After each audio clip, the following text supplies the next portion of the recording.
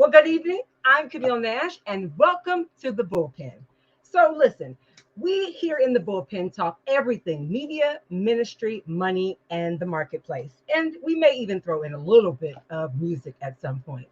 So, primarily, the bullpen was created out of my own story. I'd love to tell you that it was developed because of some melodic harmony that you hear in the background. You might even hear like the violins playing. I'd love to tell you that that's how it all came to be. But no, it actually came to be out of my own experience. And I call it the bullpen because the male whale is a bull. And if you continue on this journey with me, not only will you learn that I love or have an affinity for whales, but you'll learn more about my story and how it all came to be. So tonight we are going to continue on a conversation that we started last week, if you watched. And the conversation got so good. My goodness, I couldn't even keep myself composed in my chair. And because it got so good, there was a whole lot more I wanted to talk about. So if you were able to catch last week's episode, if you have or have not, be sure to go back and watch it again so to help bring you right into and land into the conversation tonight. You already know that we had the first privilege and opportunity to dwell amongst royalty. So I want to, without further ado, and he's already revved up because we've already been talking, I want to bring back to the platform, introduce to some, and present to others His Royal Highness, Sir Clyde Rivers. Man, thank you so much, Camille. I'm looking forward to being back. Our last conversation was fantastic. And again, I want to thank you for having me on the show. You know, I'm delighted to have made this acquaintance and this divine connection, as I call it. Really just excited about all the things that you're doing, and even with and how God has divinely orchestrated this, not just divine connection, but also relationship, friendship, business partnership that will, I believe, cultivate to transform lives all over the world. That said, we were talking just a few minutes ago about just sometimes how things get in the way and success, and more and more sometimes people, because you're a king, you know probably better than many that sometimes success can feel lonely at the top. And I imagine that being a king, operating in peak performance and being in so many different spaces and rooms with people, what do you find or what do you see as the greatest tragedy and or opposition that keeps people from achieving great success? You know, what I think number one is impatience and not understanding that the idea in your head has to be transferred to something tangible that people can see. And it takes time. I have several people that come with great ideas and I'm going, but it doesn't exist in the earth realm. It exists in your head. So take the time, and you have to paint the picture really clear so people can see it. So many people think that ideas, let me tell you this here. People say knowledge is power. I say knowledge is potential power. Knowledge that you don't use is not power. Knowledge is potential power. Until you know how to implement, you just have knowledge with no power. So we have to change the actual scope from knowledge is power to knowledge implemented the right way is power. Listen, you just transformed my thinking right there. Now, I thought I was doing good with the whole, because I've never really been a proponent of knowledge is power. I thought I was doing well with knowledge that you use as power, but you add on to it that knowledge that you use the right way is power. Let's dig into that. When we talk about performance and we talk about peak performance, and especially operating in the space of being a king, when and how you do that, when it comes to implementing things the right way, let's talk about what that really looks like, because many of us may have our own thoughts about what it looks like or how we should actually implement certain things. How do we begin to take those steps to move forward and ensure that we are walking in the right direction? Man, you know what, Camille, that's a great question, because what happens is this. when you get an idea will be tested. Yes. It will be tested. Now, it's almost like in the scriptures when a seed is sown from God, the enemy comes to steal it immediately. So I look at that practically in business. When you put a new idea out there, people are going to hit it. People are going to attack it from every angle. When you get the information from the attack, now you can win because it's been hit, it's been tried, and now you will see where your shortcomings are. You'll see all these things, and you're able to actually polish it up and move it to the next level. So it's important when your new idea comes up, it's important that you get hit by opposition, because the opposition is your educator on how to help make you precise in what you're doing. So many people, their actual emotions are not strong enough to hear feedback. If you can't hear real feedback, you will never, ever win. Now, listen, when I hear that, the first thing I think about, I say feedback is the breakfast for champions, because a lot of people can't handle it. So when we look at just talking about getting that feedback so that you can make your adjustments, right? You get the feedback so that you can make the necessary adjustments. And I think about Samsung, Android, when it first came on the scene before iPhone, the way it was, deemed to be successful right out the gate is because they made sure that they leaned in on getting the device in people's hands as quickly as possible. And not only getting those in their hands as quickly as possible, it was primarily so that they get that feedback as quickly as possible to make the adjustments. So when you talk about the limited beliefs, I mean, we can talk about limited thinking and the structure. So you said about planting the seed. We know, because we come from faith, that the enemy comes to steal, kill, and destroy. And sometimes it's not just to steal it; sometimes it's to destroy it altogether. How do you dig into or even guide people? Because we know that, we'll get to it later in our conversation. I know that you're a coach. I don't know if you have room for other people right now, but I know that you are. And in those conversations, even with people that are at the top level and they're peak performers, they all still have limited beliefs and limited structures. So how do you help them break down in some cases and or even recreate or rebuild new structures? Wow, that's a, sometimes I have a young kid come with me and I'll say, walk through here and tell me everything that's outdated. That system's outdated. We do this with this now. That's outdated. We use this. That's outdated. So sometimes when you bring an intelligent young person with you, they will show you how you're behind in the technology of the day. And that produces, and what they'll do, they will show you smarter ways to do it digitally than you are manually. So at times it takes the next generation, if you can hear, to help show you where you're lacking for the future. Now you said something right there. It's a big word. It's only a 2-letter word, but it's a big, big word. If, because I believe in reverse mentoring, but I gotta say, His Royal Highness, even in the space of royalty and in business, how do you get people to break out of that? Because so many people argue with me on reverse mentoring. I don't really care what they say, because like you said in our last show, you got to be a disruptor, and that I definitely am. How do you handle that when you're in the face of people that are maybe Gen X or maybe even baby boomers that don't believe that there's no young person that can teach me anything? How do you just deal with them? I always deal with the evidence and results of the young people. If they're producing more than you, let's look. Productivity, this is what I tell people, ER doesn't lie. Evidence and results doesn't lie. If you have all the data and your business is going down and you've done all the things and all your algorithms and everything is lined up right and you're losing business, what's happening? Maybe your algorithms, your data that you're gathering is incorrect, or your model is obsolete. Your model, and you know what I see a lot of people that are starting second careers, second businesses.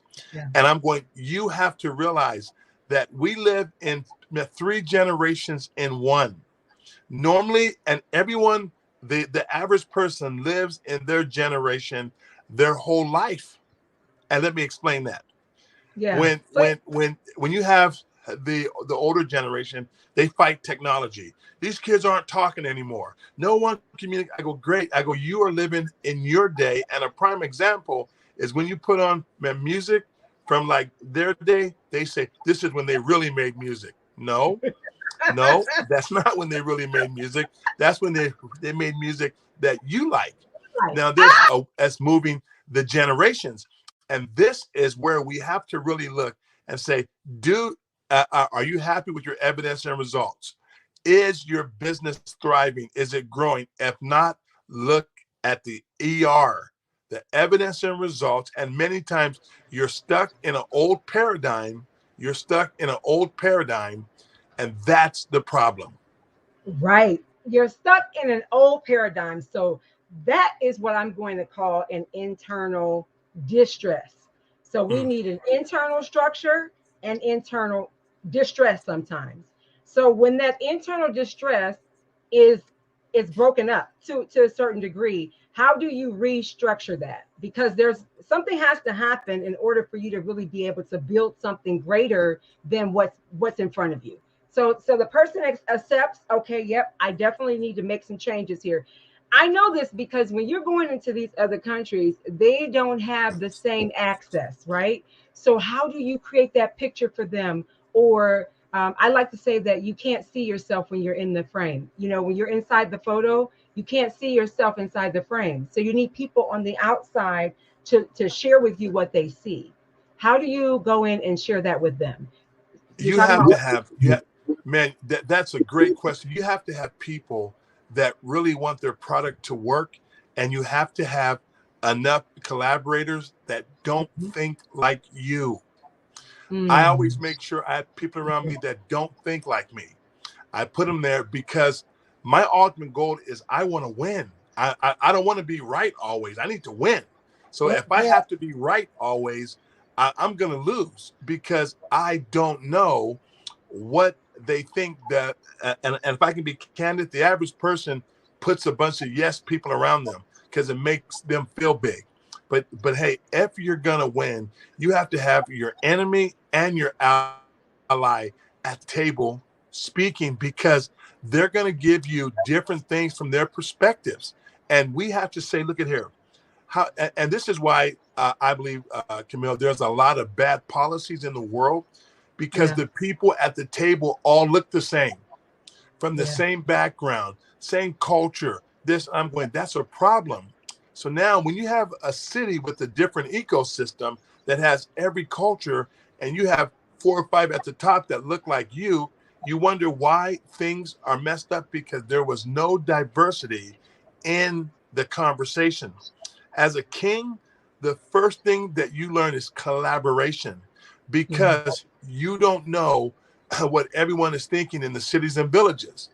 So you have to hear from everyone, because everyone's opinion and everyone views matters to them. Yeah. What's powerful about that is I know being in business for so many years that a lot of folks don't always value differences.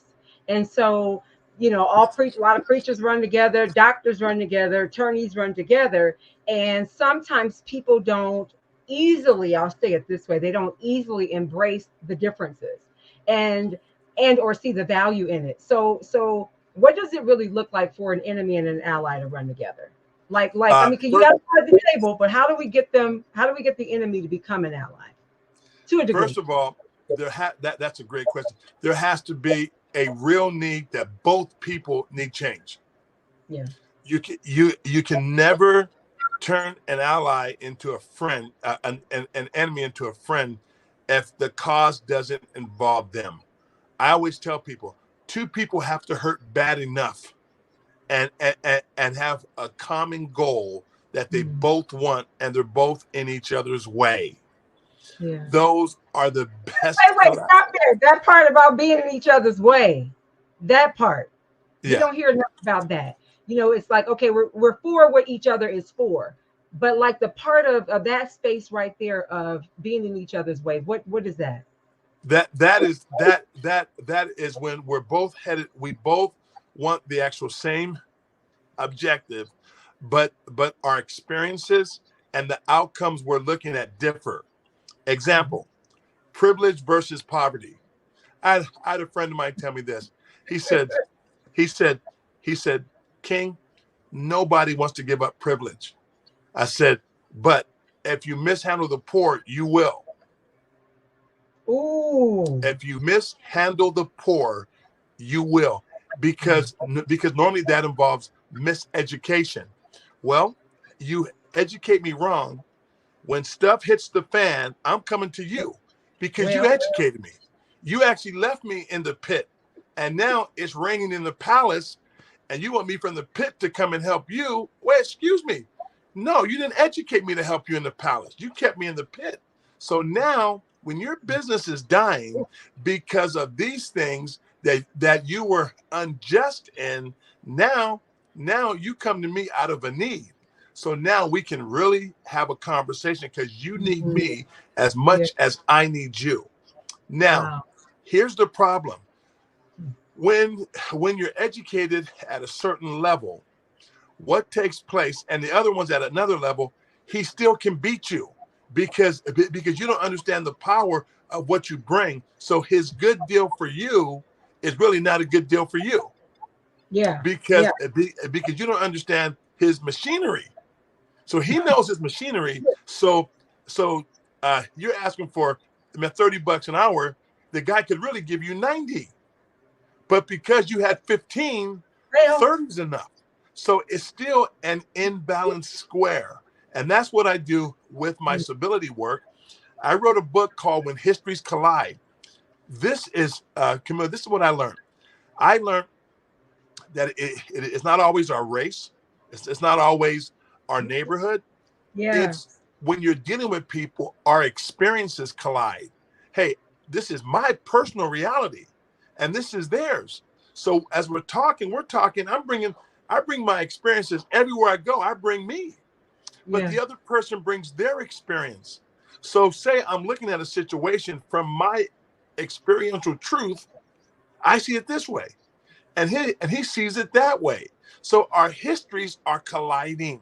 Yeah. So now we have to listen for change when history and even listen for a change and listen for change. Listen for a change is different than listening for change. Listening for a change is you're finally listening. Yeah. Now, listening for change is Right. I'm listening now to see how we can work this out.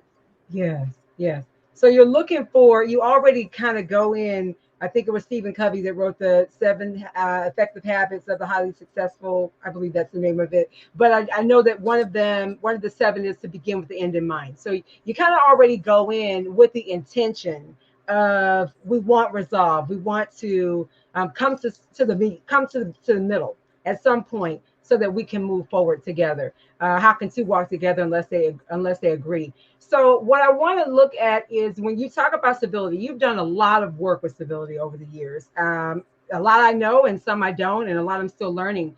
But there is something that I know you were able to recently do. In fact, you were even recently honored for it. So I'd like you to talk to us a little bit about, we learned in the last episode that civility really means etiquette. And you talk with us about reframing and how some words need to take a nap. Do y'all remember that? How some words need to take a nap. So with stability, tell us for a few minutes what that looked like with what you were able to do in Mexico, and that honor and how it's now going to be implemented around the world. Yeah. First of all, let me give you my philosophy on start with the end in mind. Okay. Okay. I say start with the next step we can agree on. Oh, okay. This is my because sometimes the people that you're dealing with don't know, they don't have a concept of the end result. Okay. So So so you might have the end in mind, but the other person, may not. you, yeah, they may not. So you're going to give it to them in fragments. You're going to give them pieces. 100%. So Okay. I the see that. the next step we can agree on, if we can do that every day, where are we going to Yeah. end up? At the finish line. So Yeah. this is part of the concept I put down for my civility work. Okay, say after George Floyd, there was a lot of different Oof. opinions around the world. So there was a lot of different thoughts. And I always have this, I always have a golden question. My golden question is this. And I tell people, man, you never have to answer it out loud. Okay. If the shoe were on the other foot, would you be okay with the same treatment? Oof. You don't have to answer it out loud. Oof. You don't have to answer it out loud. If you're okay with it, then we have a good policy. If you're not okay with it, then we have a problem. So that's a simple, I call it the golden question. If the shoe were on the other foot, if you were in George Floyd's shoes, would you be okay with the same treatment? Just answer that question. And I don't need an answer. I don't need one, but you answer that question within yourself. So if your answer is yes, then great. If your answer is no, we got a problem. So what happens with my civility work, I realize that people's experiences are where we collide. We don't collide always in race. Because or always in gender issues or culture. We don't always collide, but we collide in my experience. And I'll give you an example. If we look at the pictures on the wall that are behind you, we're going to look at the same pictures and we're going to see something different. You hear what I'm saying? We're going So so if we can look at the same thing and see something different, why are you seeing that thing different? It's because the experience that you bought from somewhere is allowing you to see something different. So I wrote this book. And now the motto I created is called When Histories Collide. It's a communication health. What is communication health? Where I create a table to where you can talk freely. You can talk freely about your experiences. I'm not going to shut you down, and you will hear my experiences freely. Then I'm not going to cut you off because your experiential truth is your reality. Now, here's the issue that creates issues is when you tell me my experience isn't my experience. I'm like, so that's when we go to fighting each other, when histories collide because two people think differently. You see, or have had different experiences. So if you had experience with law enforcement and it's good, you may have a different view from someone that didn't have a good experience. So now your histories are colliding. So, and this is the model that the Canadian College of Humanitarian Medicine accepted my model as part of the humanitarian civility counselor. Because, and this is where I'm willing to actually train people, because every company, every organization, every family needs to understand the principles of communication health. This is, go ahead, Camille. I'm sorry. No. I want you to share more about that, because I'm thinking, as I hear you explain about people's experiences, that reminds me of pathologies, right? People are bringing their pathologies to the scenario, and or their privilege, right? And or what they may have never even seen ever. I love that you simplify it, though, just so that people can really see themselves in it. It's really an old statement our grandparents used to say, what if the shoe was on the other foot, or if you were in the person's shoes. Do you find that, and we're going to then go back to the communication health, do you find that people are able to really be honest with themselves and put themselves in that chair, in the seat, in those shoes? Do you find because the outcome I'm looking for. The outcome I'm looking for is peace in the public square, not changing your mind. Okay. So if we can agree to Yeah. have peace in the public square, we live to see another day. Yes. So Yes. so I created this model because this is what I've learned. There's some people you're not going to change their mind, Very and true. they're not going to change your mind. But what we can do is every time I'm in a conversation, now that I'm not in the emotional part, because I used to be super emotional over those kind of things. I'm in the table just waiting for you to slip and say one thing. Not you. You Not don't you. even Not you. you don't even No. got to slip. I'm on it. Like hey, what I learned is this: when I hear the other stories, I get more knowledge. Yeah. I never thought about that. So Mm, now I'm broadening my base of knowledge. They're broadening their base because of my experience. So hmm. now everybody wants to talk. They want to Yeah. talk, but here's the first thing that they're going to check when you bring this model is, can I speak truthfully to you? So sometimes when I hear stuff I don't want to hear, I'll say, great, that's a great point. Thank you. To keep them talking. Then they open up. Well, and in the beginning, I was not that way. I'd cut them off and say, what'd you say? And then whole conversation changes. Yeah. So Yeah. so now I encourage you, great, you can talk freely because I'm going to talk freely when I get my turn. So now I Yeah. just invite, and at the end, we have great talks. And I'm going to write one of my next books. I'm writing is going to be called How to Disagree Well. Yes, like the power of agreement. That's the first thing I'm thinking about is the power of agreement. Yes, yes. So How to so do well. That's good. Okay. so I watch like this, it. Camille. I'm sorry. No I one's like ever taught us how to disagree.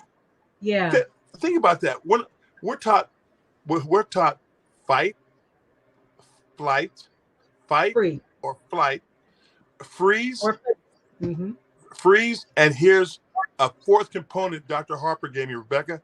She said it's appease. Fight, Ooh. flight, Like freeze or and the peace. appease. And some That's people will appease to keep the peace. yes. So that's a So fourth component to that. So you see that's what good. see this is and watch this here. really really I was sitting next to a pastor years ago. I'm flying home from Oregon, and I sat next to a president of a major denomination. So we start talking, and I said, what are you here for? He says I'm doing a conference with all my pastors. And I said, what's the problem? He says, we are murdering people in the name of being right. Mm. I'm right and you're dead. I'm right and you're chopped up. And is that so he said at times we actually murder people in the name of right. Mm. I'm right at all expense. Other person chopped up, small, feeling bad about themselves, but I'm right. I'm right. And they lose. And as I mean death, I'm talking about they lose self-esteem, they lose Yeah. confidence. So we kill their spirit in the Mm. name of being right. Mm. And we do that in everything, don't we? Ah, We can find ourselves doing that interpersonally. We can find ourselves doing that in relationships, in business, in personal relationships, in families, in our communities. We do that in everything because we've been taught or indoctrinated to fight to be right. So I love that how to disagree well. Um, I'm also thinking about blockages and sometimes how there are blockages that we all encounter. So when we talk about just a moment ago, we were talking about pathologies and our experiences. What are some things that you teach some of your peak performers how to okay, so let me backtrack a little bit. In our last conversation, we talked about Coach Prime, right? And about his ability to make an adjustment. And I was thinking about how in football, we'll use football for example, when kids are learning to play football, when they're at the beginning stages, they have like one coach, right? yeah. And as they advance, so that's mini league. I believe they call it mini league. It's been so many years since my son played. So it's mini league. They have the one coach. Then they go to high school and they go to college or pro, and they have multiple coaches. So they'll have offense, defense, specialty teams, kicking coach. They have all these different coaches in different spaces, right? And I just believe that there's blockages that we all face. And so even at the highest level, granular level, grassroots, or at the highest level, there are blockages. So when you're encountering someone, whether you're coaching them or they're at the Mm. table with you, how do you navigate those waters? You know, I have a way. I've been gifted. I can say things so simple that Yeah. you can't miss it. Like Okay. like like like I had a person one time. He goes, "We're talking about our histories that collided." So here's the powerful part. I I love know that. when I'm in a collision, and they don't. They don't. Wait a They minute. Stop the presses right there. So what's happening to that person when they don't realize that they're in the collision? What's happening to them? see what happens is I can control my emotions now because I know they have a right to that. So now I'm not in the manipulation. They are.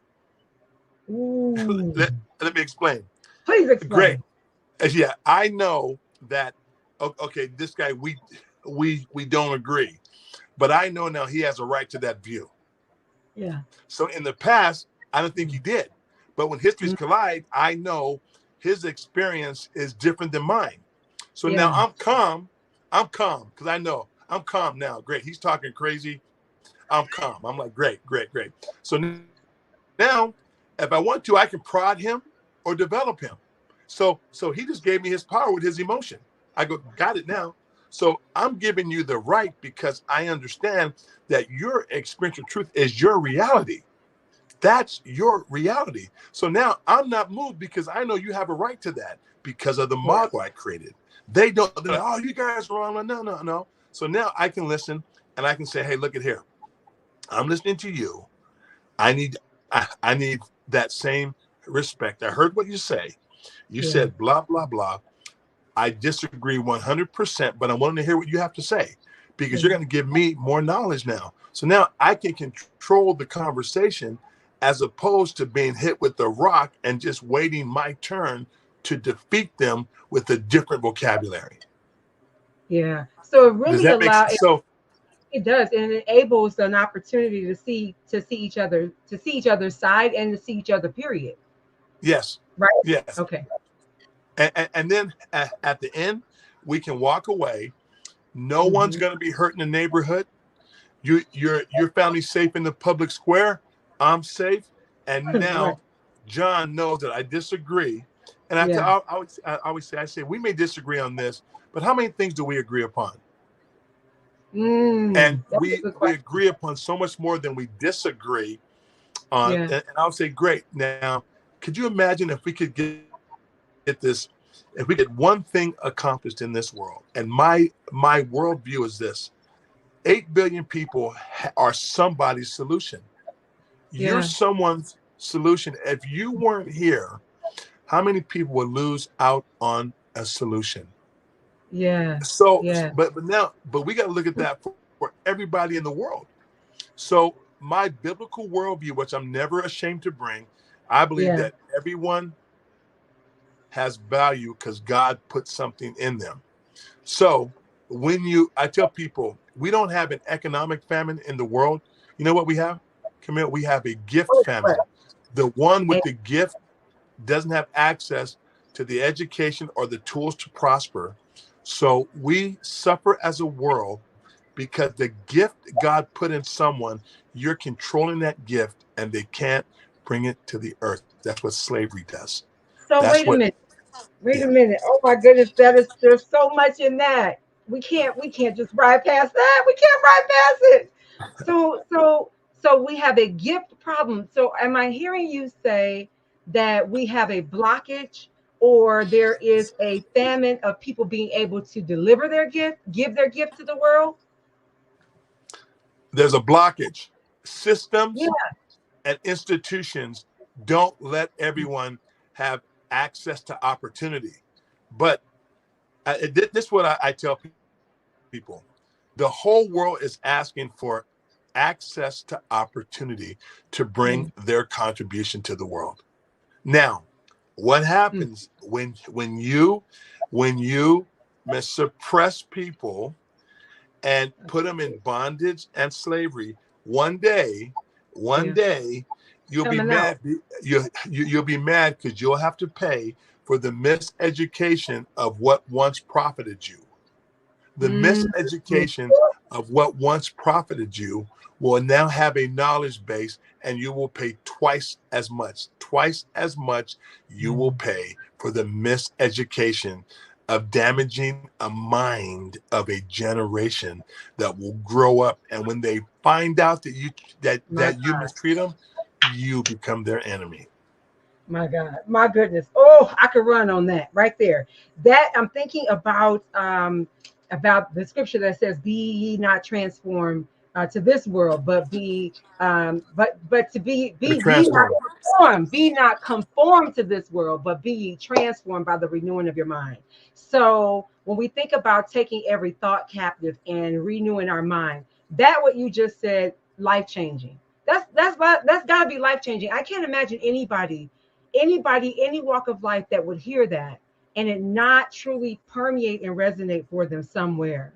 So when we talk about the opportunity to help people transform their mind, can we talk about what it looks like to not be conformed, to be an I say I'm a non-conformist, but I can't. You can't do that all the time, right? But you have to be yourself, be you, and be who God has gifted you to be in the world. How do we? So two things. How do we help people bring their gift forward? How do we move beyond the past? This is what I think in a huge way. I think our structured system, this is, I'm going to the root of the problem.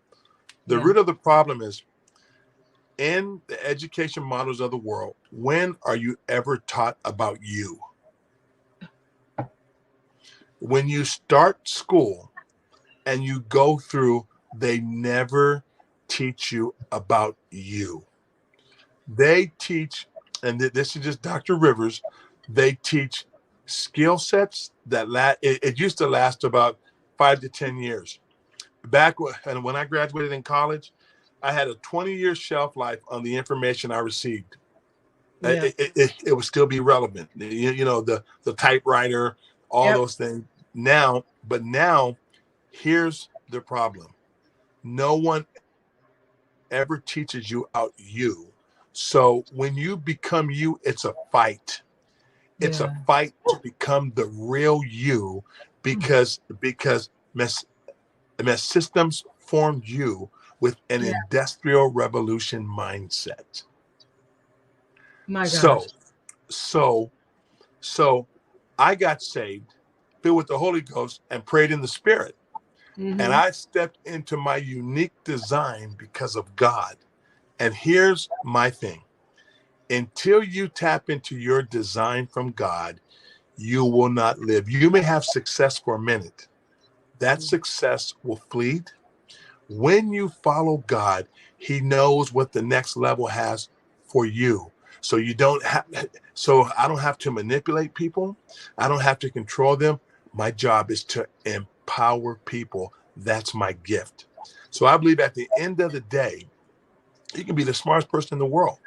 Yeah. If you're not aligned with what God's ordained you, you just have head knowledge, because Oh, God's well. God's path for me was out of bounds. His path, I did everything different, everything out of bounds. Yeah. And we have so he did it. So now I'm standing because man's thoughts for man are not God's thought for man. So, and then when you follow God, nothing can Mm-mm. hold back what God's ordained for you, unless and this is a big thing here. I'm sorry, I'm kind of going off track for a second, but I'll get back. Keep going. No, you're good. Okay, here's the issue. Man's tradition makes God's word of no effect.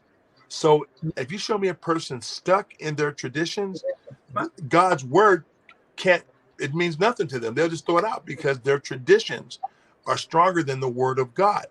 Now you Yeah. find a person led by the Holy Spirit, they'll put down their, and guys, this is my biblical worldview. And this Right. is my view, but I work with everyone. I work with Hindus, Muslims, some of Yeah. my dear friends, some of the best people in the world I work with. Yeah. So I'm not, first of all, I don't see my faith is not a religion, because when Jesus came, there was a kingdom. He said, pray my kingdom, not my religious sect. My He kingdom said, come. pray, Uh-huh. pray my kingdom come. So he had a Yeah. kingdom, and a kingdom is predicated on governance, not spirituality. So Mm, people mistake the kingdom for spirituality, but the kingdom is governance. It's governance. So you show me anywhere in the world where a real kingdom is a spiritual place. A kingdom is a government authority. It's government seats. So God said, pray his authority, his kingdom come, his will be mhm, done on earth as it is in heaven. So see, mhm. Jesus is not a religious ruler. He's the king of the whole world. And King of and kings. Yes.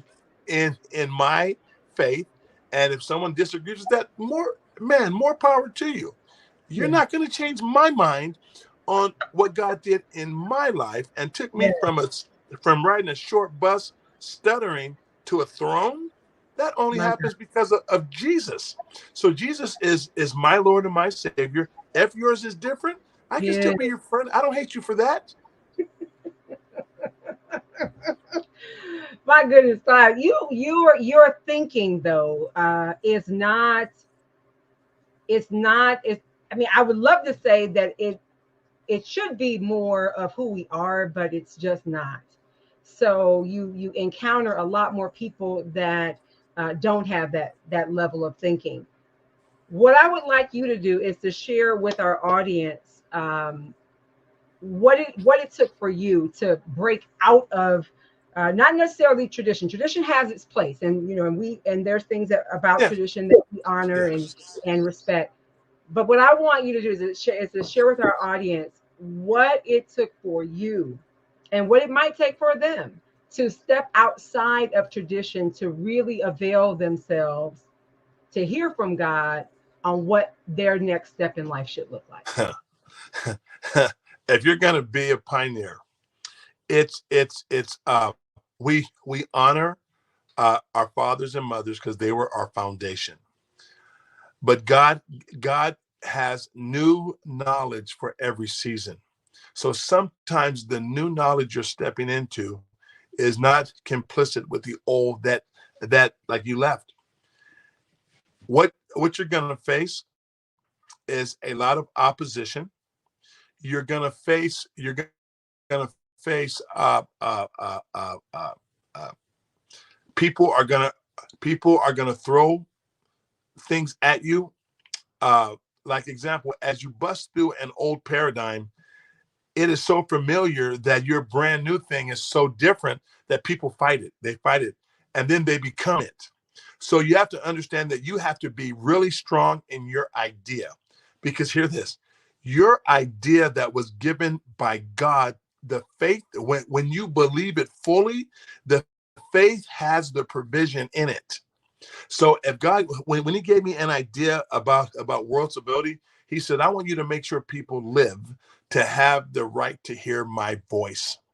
So then I grabbed that, and that word he gave me had the faith in it to sustain me.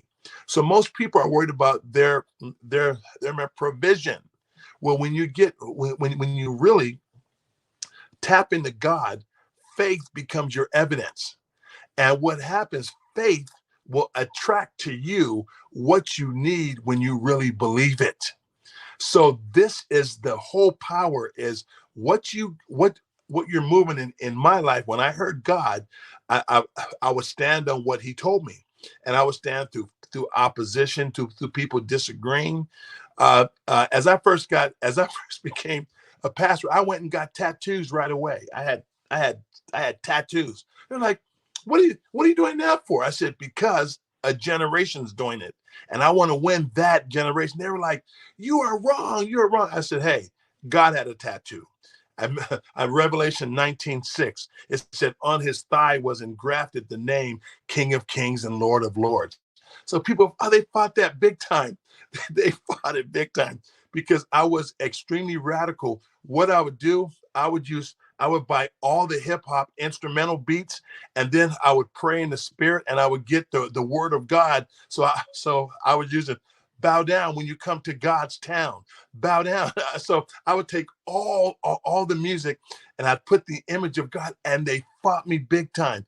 But God saw that I would do it, and He kept promoting me. So you have to have thick skin and know what you're doing. God gave it to you, because God will be the one that actually provides for you. So never get lost in, I can't afford to do this. You can't afford not to. So when He gives it to you, first of all, you have to embrace it, because this is yours. And when God sees that you believe it's yours, the law of faith kicks in, and He will attract to you everything you need. And I can tell you, 30 years in, He's provided everything I need. And every season He may give me something new. I just know how to hold on and stand my ground. And when I stand in faith, He allows me to rise. So I want to encourage you, whatever you're going through, make sure you have a word from God, and that word from God that you have will sustain you. It will take care of you through the fire, because there will be fire if you're going to create a brand new path. But have no fear. God protects you in it. How did I become a special education to a king in a country that's not my own, and an ambassador for 15 years, a senior advisor for a president in a country that's not your own? Only Jesus does that. And if I can encourage you, most of your paths are out of bounds. So God's given you something that nobody else can do in the world. So God created 8 billion people so far that have gifts and talents that are differing. So what are we trying to cookie cut them in education for? Live your uniqueness. Live it. Hold on to it. When it's faith, it will be tried. Faith is tried. When it's tried, come out on the other side and you'll win big. Oh my God. Woo, woo, woo, woo. Yes, that is His Royal Highness. His Royal Highness. And he definitely approves of that message. And my goodness, I'm telling you, this time together again has just been, it's earth shattering. I know that you are and have been in the space with people of faith all around the world. And one of the things that I hear as I'm listening to you is that so many of us, even if we've known and had faith in God, trust God, so many people have faith and they're not changing. They're not changing. They're not changing. They're still in the same place, still going around the same mulberry bush, still going the same path, and they think that's enough. So those of us that are disruptors, those of us that believe that God has more in store, because He does give us remnants. And sometimes you said in our last conversation that God can take you straight from, without all the steps, even though, like I think you said, the one day can be a long day, but He can take you straight from stewardship to rulership. Those folks that have the faith but are not changing, can you just share what is the detriment for them that won't change? The is eventually they become obsolete. They Yeah. become obsolete. And I'm watching this with a lot of different leaders right now. Their words are obsolete. You listen, it moved you five years ago, it doesn't move you now. You're just going, wow, what and that's just you become obsolete. And if you have enough cronies around you that worship you, they won't tell you your message is obsolete. So sometimes you got to say, hey man, what we're losing here. We're not winning here. And what you did, what you did, if what you're teaching doesn't work in the day of fire, people will never come back. And I think COVID was a big test, Yeah. because everyone's inspiring people, but in COVID, everyone died. And I don't mean literally. I mean their Right. businesses didn't come back. it didn't come back. So at some point, you didn't follow God on some things. I saw a survey that actually said the African American church it has decreased 65% in attendance. Wow. Yeah, and I'm going, man, and also churches around the world are declining. Why? Because the spiritual packaging of maintenance is not working anymore. How do you have people thrive now? Hey, look, I'm tired of people. This is just a Dr. Riversism. Okay. Dr. Yes. Riversism. People have presented Jesus as a beggar to the world. Yeah. Man, I'm waiting for a rich heathen to come. Whoa, wait, why don't you become that rich person? Why don't you become that? What are you waiting for others for? Why don't you take the initiative and lead something your own self? So what are you doing making Jesus look like he's number two and he has to wait for a good heathen to come and throw you a bone? How dare you insult the unlimited God that created you for abundance and wealth? How dare you insult him with that mindset? I'm going on a mission trip. I need sponsors. No. And as I travel the world, other faiths don't do that. Other faiths, they don't do that. They just do what they have to do. And this is just Dr. Rivers. And I'm saying we got to raise the bar for our faith and show people who Jesus, he's not a beggar from any other religion or any other system. He's the creator of everything. Everything. Yes. And that is it. My goodness. Wow. He is the creator of everything. And I have got to say that is where we're going to come to a close in this conversation. We are definitely, we might be out of time, but we are definitely not out of message. We have a whole lot that we could continue to talk about. I just hope that that our audience, that you all will take this, that you will take it and run with it. Don't let it fall on deaf ear, because this is the season. This is the time. And you've got plenty of reasons to not continue in the old path. Dr. Rivers, I got to ask you this really quickly. And I said Dr. Rivers this time. You're still here, Royal High. What is coming up next for you? Like, we didn't talk about it last time. What's coming up? And how can people get in touch with you? Or do you take calls? Are people able to make contact with you? Like, how does that work? Yeah, what they can do, they can, after real search, they can get to me on like Instagram. I'm at Rivers Clyde, and actually I'm looking for about 5 to 10 more clients. I only work with like 5 to 10 clients every year, because I'm looking to put information in people to where they can change the world. I think different. I've been in the top seats, and I know what they look for and what it takes. And most of what people are giving is only a temporary thing, and it's not sustainable. And the minute an institution changes, they're done. But when you understand how to build, how to build you, how to create paradigms, like example with my civility work, the Canadian College of Humanitarian Medicine picked up my civility work as a world of natural medicine modality. So now I'm an expert of humanitarian civility for the World Organization of Natural Medicine. I am the world's leading expert for that organization that works all over the world. So an idea from God that I walked out when the president heard it. Oh my God, this is a natural healing. I said, well, how? She goes, it helps people deal with stress. And stress is the number one killer. When you know how to communicate well, your stress stays down. Yeah. You see what I'm saying? So this is why what we're doing so important. And I'm going to launch a huge thing next year. Oh man, I'm going to roll it out. And what it's going to do, it's going to help African people all over the world learn how to work together. And It's a huge, huge platform. And the actual 8th of December, I'm speaking at the United Nations.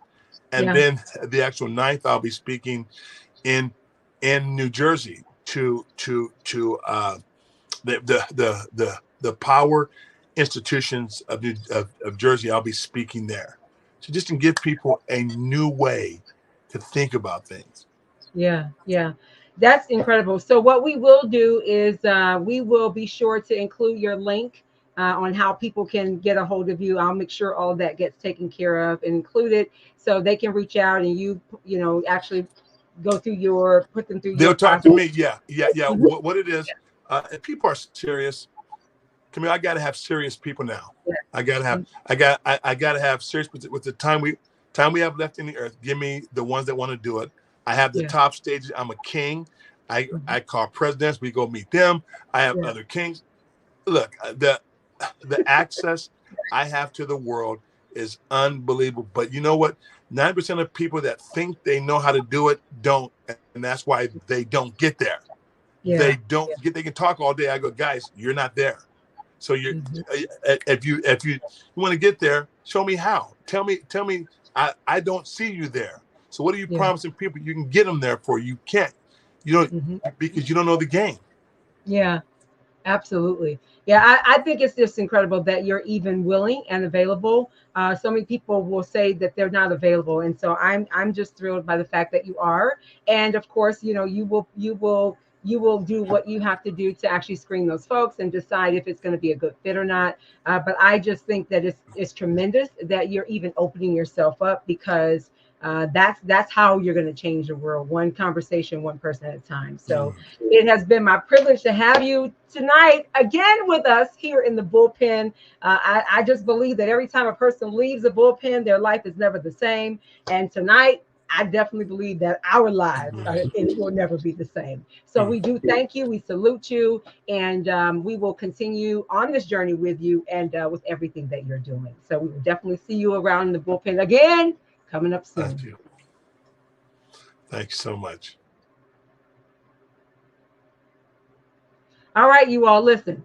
Now I'm not going to give you a recap. You're going to have to go back and listen to Dr. Clyde. Listen to His Royal Highness Dr. Clyde Rivers. What an incredible time. I don't know about you all, but I do hope that your life is not the same after having heard this show tonight. My biggest well theory tonight really is if your faith is not changing, then something's wrong.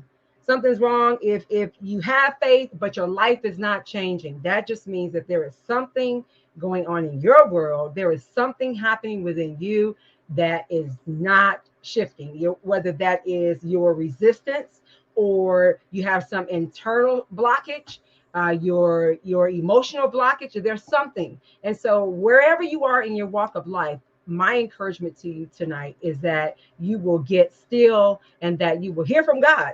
Allow God to download in you what it is that only you can do, and nobody else in the earth can do it like you do it. So I hope you will take everything that you've heard tonight and you'll do me one big favor, that you will not keep it to yourself. You will spread it and you will give it to the world and allow those people that get it, grab it, and run with it. If you've not had an opportunity to visit our Facebook group, it is now no longer private. So I want to encourage you to be sure to go over to the Bullpen Show with me, Camille Nash, the Redhead. Be sure to get connected so you're not disconnected and so that you will be glued in with everything that's happening. And like I said before, these guests are only going to get bigger. And I do thank you for joining us for this episode of the Bullpen, and we will see you in our very next episode. Good night.